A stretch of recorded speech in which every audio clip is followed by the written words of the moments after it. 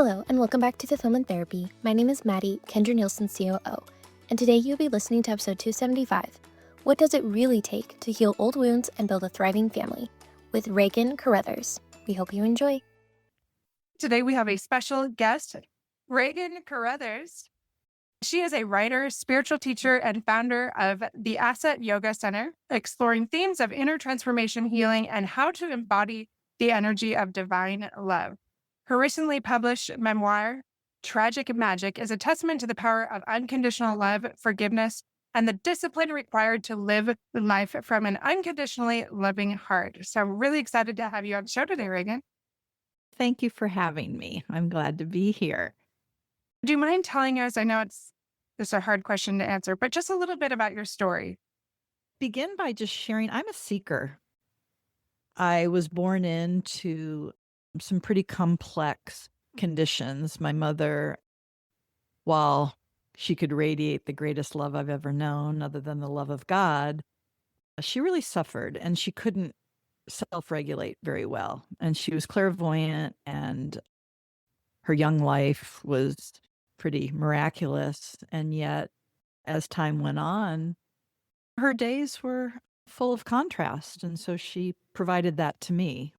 One of the good decisions she made at the age of 3, I attended a school where we meditated every day and did Tai Chi for gym and photographed our energy field with Carillion film and sang songs about the power of conscious thought and divine love.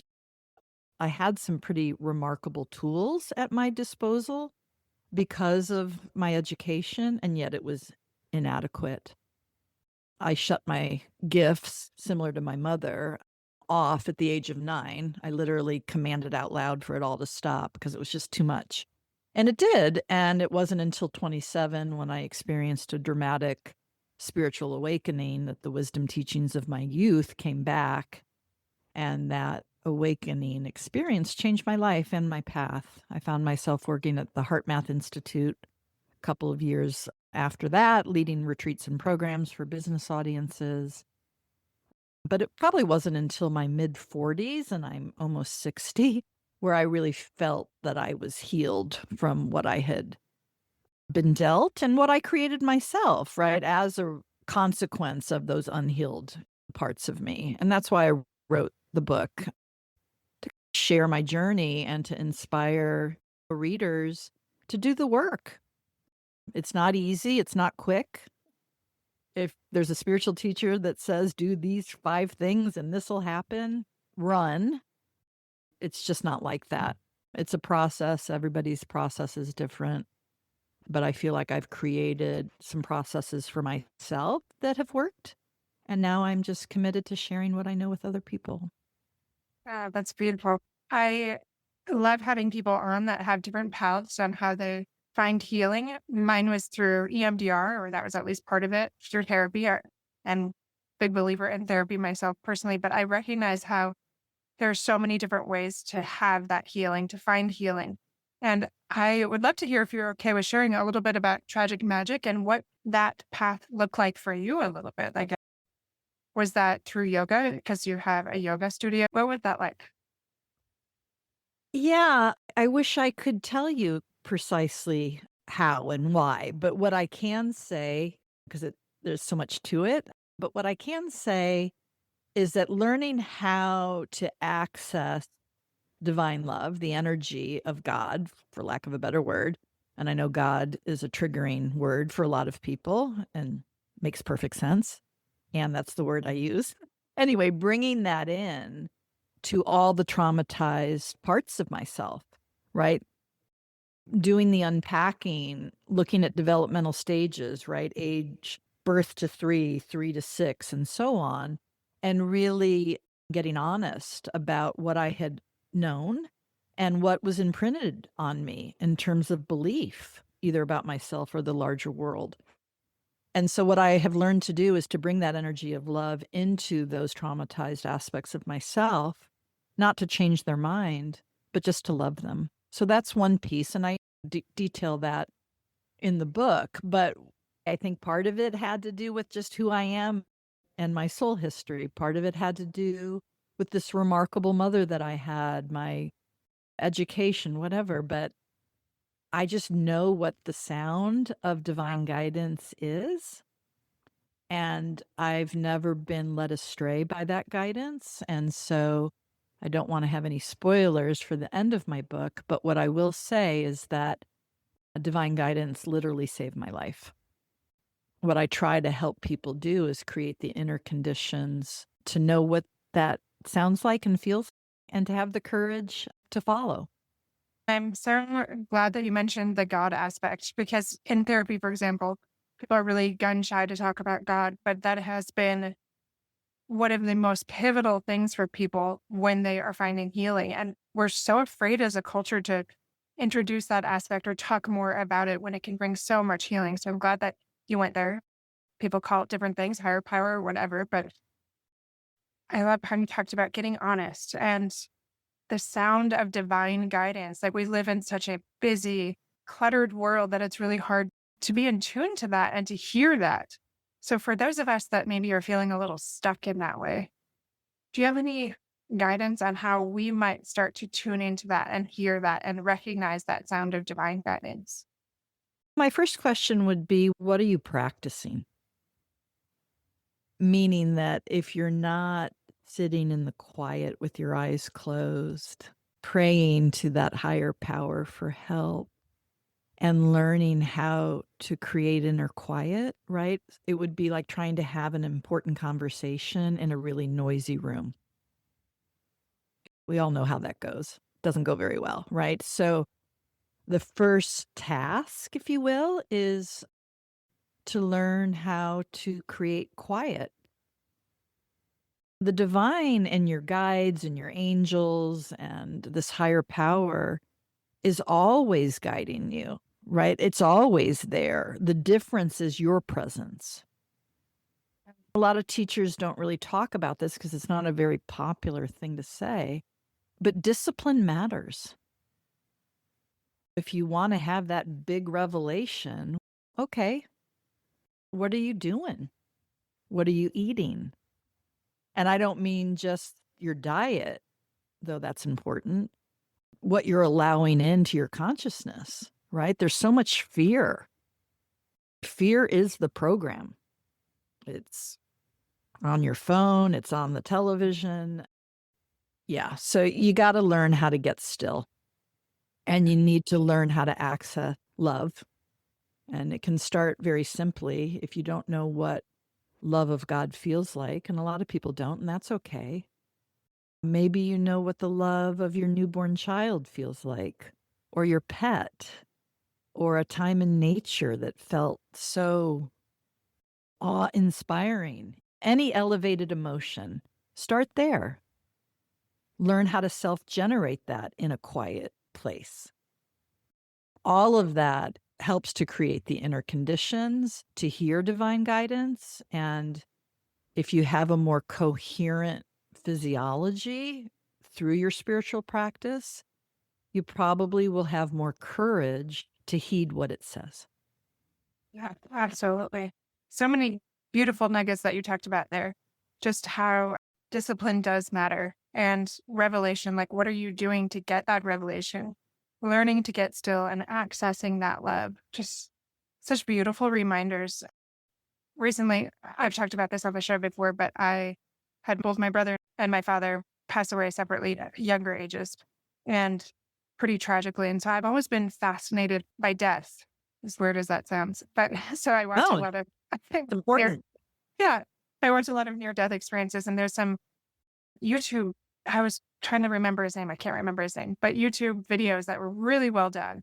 And just that message in all of them was that same thing. Like, once they had these experiences, they realized that they were missing the point, and it's all about love. It's all about getting still. Exactly what you're talking about. The other stuff just fell away. It did not matter as much. So I'm trying to remember those things without having that experience even necessarily. But I love that you're speaking to that. And so in your 40s, you said you found full healing. Is that what you're saying? Yeah, that's when I became truly disciplined.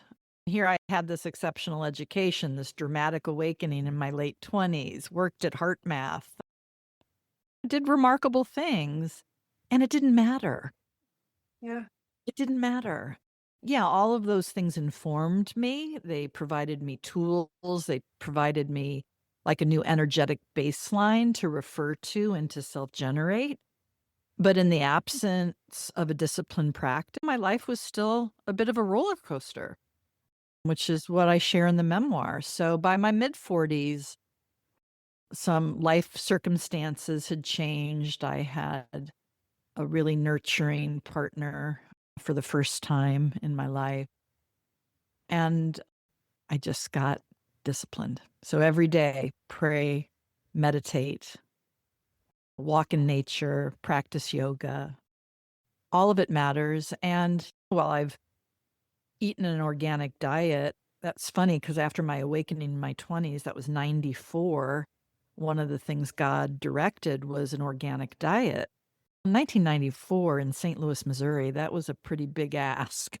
But anyway, it matters what you put in. And yeah, so just increasingly getting disciplined about all of it and then being able to create a more peaceful life. Doesn't mean things aren't hard, right? I'm human.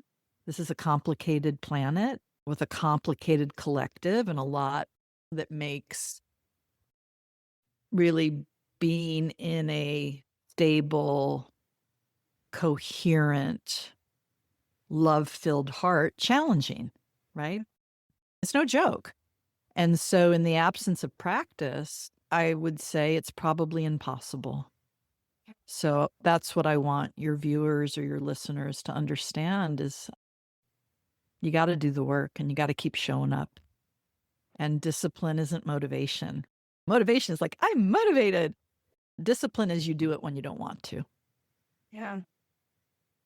Which is definitely hard, as we all know. But one question I have for you too is I found over the years in my work and otherwise that sometimes we close down, we shut down our hearts, we're not as open to understanding and learning when people use different vocabulary or we put them in this box of, oh, they're a yogi, they're into energy work, they're into something that might be potentially different than what our environment is. But I find like when we switch words, sometimes we can understand and be a little bit more open. So tell me a little bit about energy work. Tell me about what that looks like to somebody that might not understand. Okay. I would first ask them, have you ever felt love for someone or something? Hopefully the answer is yes. But if the answer is no, because that could be true, have you ever felt grateful for someone or something? Yeah. Start there. If you understand, and this is science, not anything other, every time your heart beats, you generate an electromagnetic wave of energy in a giant torus shape. It's just a physiological fact. And the quality of that energy is predicated on what you're thinking and feeling. And so anger, for example, even if you're right, even if it's righteous anger, doesn't matter, has the same biochemical consequence, right? Has the same cognitive consequence. We can't access the higher reasoning centers of the brain in certain emotional states. And yet in those moments, what we're needing is to problem solve. So we need our prefrontal cortex, right? So what I would say is just start feeling love and gratitude more often.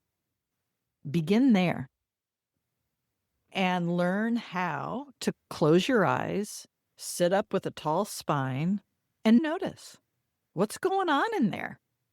You sit for 5 or 10 minutes, you're going to get pretty acquainted with what those thought loops are, right? Naturally, like your natural state is feeling, right? Yeah. And by the way, all of that is your practice. You've practiced those things. Yeah. So I it's about changing the practice. just feel more love and gratitude.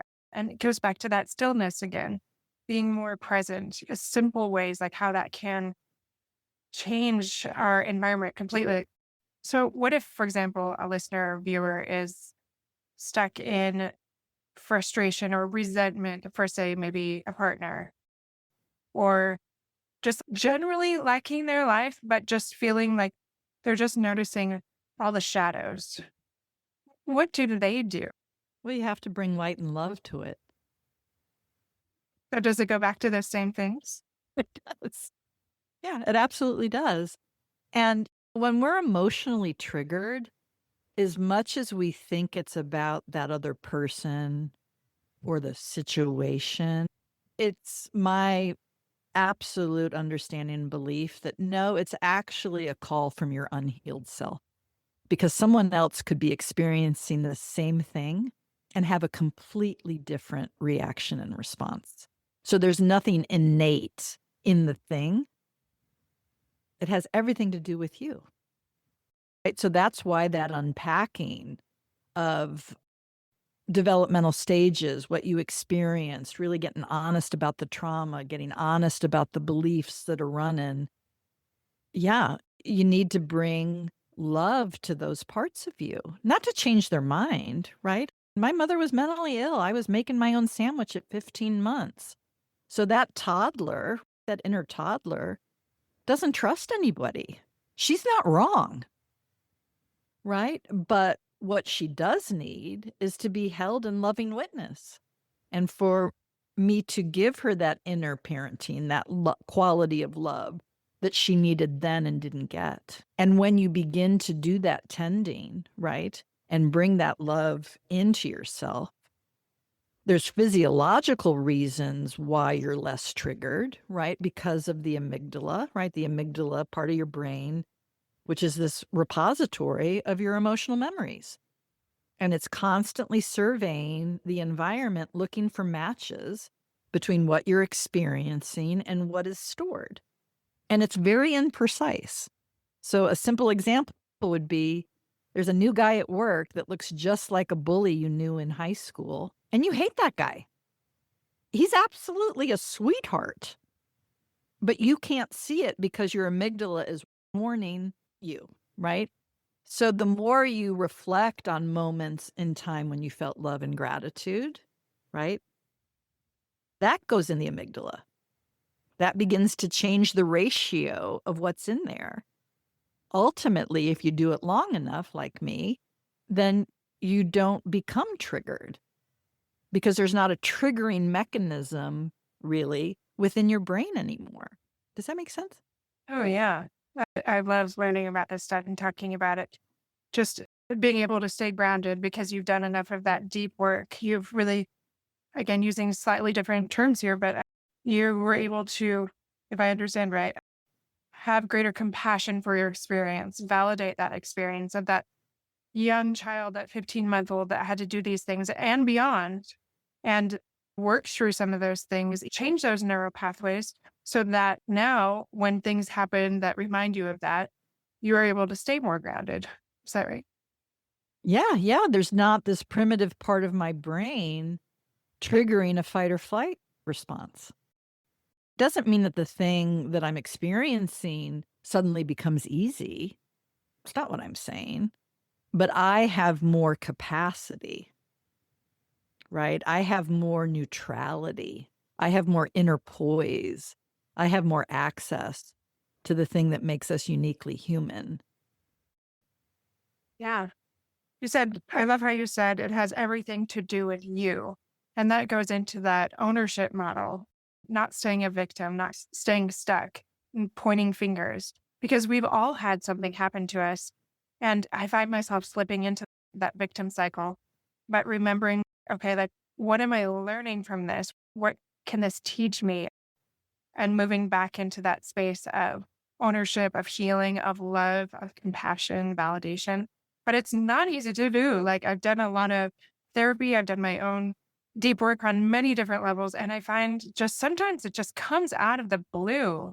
I don't know if you have any guidance when it comes to that, where something can be so triggering that you thought you worked through, and then it just rears its head. Do you have that happen to you? And do you have any insights on what to do when that happens? Yeah. Think of growth as a spiral. It's not linear. So we tend to come back to the same stuff. Ideally, we come back to that stuff and we have more capacity. Maybe we have a new tool, a new insight. I did a video on Instagram about this recently where I was super triggered about something going on in the collective. Doesn't matter what it is, but I was pissed. I was really outraged, righteous outrage about X. And I know what that means. That means, okay, Regan, sit down, close your eyes, access a feeling of love, and ask yourself, what is this? What am I truly responding to? And what I came up with in this particular moment was deeper level of forgiveness needed for my parents. So what was being triggered in me was a feeling of powerlessness. That's why I was so enraged about it, because I felt powerless to do anything to make it different. That is not an unfamiliar feeling. Right. So again, the situation in the collective hasn't changed, but by me going in, asking for higher wisdom around, okay, what is this? Understanding what it truly was, right? Tending to that. And then, yeah, the situation is it is, but I feel different about it. I want to break that down a little bit because I'm just thinking about a recent example. My husband and I had I don't even know if you call it a disagreement, but something where I felt very triggered.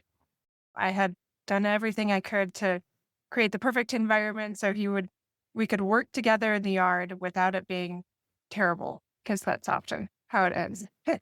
And then at the very end, he said, I'm not going to help you. And I was just so activated, just so frustrated because I really needed his help. And I was surprised by how triggered I was. And you talk about this, I'm going to go through that again. So slow down, access that love. And the word I often use with my clients is get curious, that Mhm. curiosity. And then maybe it's forgiveness, maybe it's something else, but tending to it. So in this case, if I would have slowed down, if I would have accessed that love and got curious and done that, I could have been to that place more. Instead, I fed that fire, that righteous indignation. I'm right. Like, how dare he? Because that's, but how you can get to that, because you eventually do if your heart's open. But I fed it way too long. So getting to that space and then also having compassion for yourself in that process, maybe not handling it as well. But did I Absolutely. miss anything? Because I think that's so well said, breaking that down. Yeah, just knowing which little girl is responding. Yeah. And when So you said that powerlessness, that's exactly what it was. Like remembering the stepdad that never helped, that I never had power, I never had control. Yeah, getting curious. Yeah, and it sounds Right. like your book is very much about that. They can read that and find out all those tidbits. It's not that much of a how-to. It's more, my story. There's how-to, like how I chose to ultimately transcend this stuff.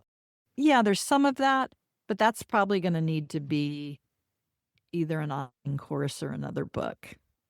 But we also learn through stories, right? We can't Yeah. apply it. Yeah. Yeah. What people have said is that it inspires them, it gets them motivated to look at stuff and to know through what I've shared that divine guidance is a real thing.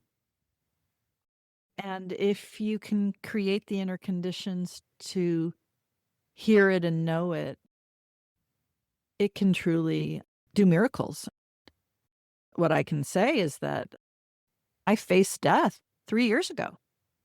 Even though it's in the book, I'll share it because it's still worth reading, even if I tell folks this. So I was in Joshua Tree in the high desert in California. I was living in south of Santa Cruz. And I went to Joshua Tree to write.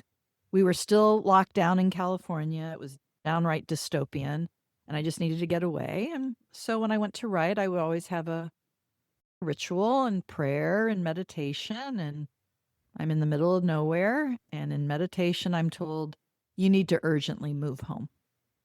No fear in the message, quite matter of fact, very clear, succinct, no more detail. And I knew the truth of it. So I literally came out of meditation, checked my phone to see if I had enough bars because I was literally in the mood, and called a friend in St. Louis. That was where I was raised, and said, God says I have to urgently move home. She was a realtor. I'm like, will you help me find where God wants me to be? She said, of course. And I flew out of Palm Springs the following morning. Everybody back in California thought I was cuckoo as Cocoa Puffs. Anyway, New St. Louis wasn't where I was supposed to be. Told in meditation, Franklin County. I don't even know what that means. Tell my realtor, find where I am now.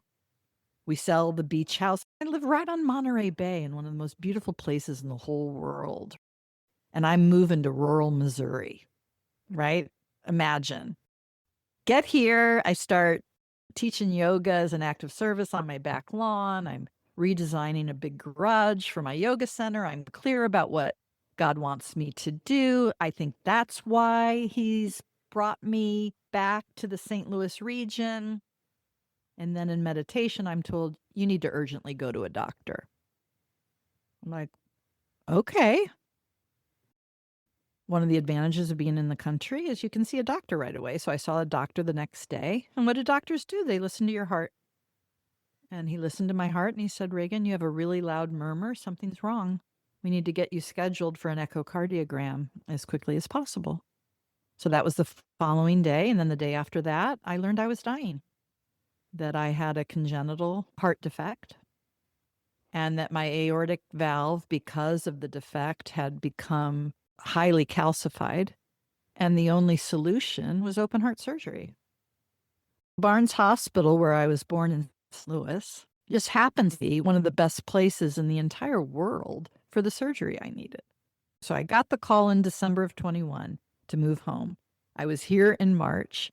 June, I'm told I'm dying. July, I had open heart surgery. And that was to replace my aortic valve. And on my day of discharge, which just 4 days after my surgery, which was pretty remarkable, my surgeon came to see me and he said, Regan, there's no clinical explanation of how you were alive prior to this. It was the worst aortic valve he'd ever seen in over 40 years. Typically in your aortic valve, you got about a $50 for blood to flow through the valve. In my case, it was less than the diameter of a Q-tip stick. Wow. And I said, do you believe in Jesus Christ? When he said there was no explanation, he said, I do. I said, that's the only explanation I have. I believe Jesus was a teacher of love. And so he has always been my teacher. Okay. Fast forward, I almost die of complications post-surgery. But I'm like, if I was supposed to be dead before, I don't think I'm going to die of this. That just didn't make any sense. So I was hopeful. Took 6 months. And then a dear friend who was a Christian mystic died unexpectedly to Florida in April. July was the surgery. December, I was finally healed from severe heart inflammation. And now it's April and I'm in Florida at this funeral. And it's Palm Sunday.